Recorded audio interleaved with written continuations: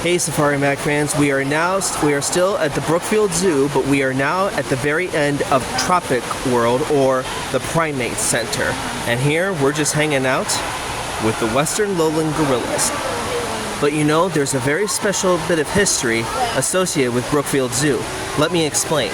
So, unfortunately, back in the day, when gorillas were being captured from the wild and brought to zoos, they were beginning to survive well, but when it came time for them to have their own offspring, there was a very high infanticide, or a high number of deaths of babies going on, and nobody knew why.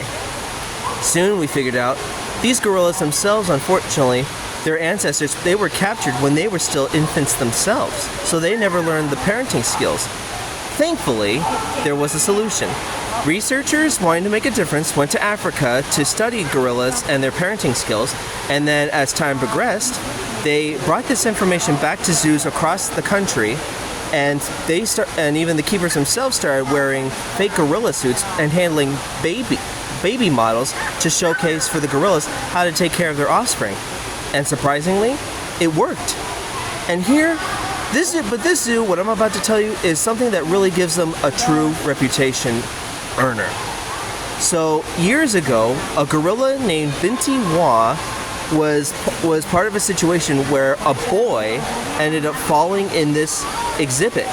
Now, people looking on were fearful that the gorillas were gonna hurt this boy, not Binti Wa. Instead, what she did, she simply walked over to him, had her infant placed on her back, and she caressed the boy. She held on to him, keeping him safe, even walking him over to where the keepers would get in to get the boy out of there safely. So if that doesn't say that these guys are not monsters, what will? That's the big question. Is this really a monster? Or is this really more of a gentle giant? Of course, don't be fooled. These guys are not pushovers. Join me as we continue around the world and making more connections to the wild. I'll see you next time.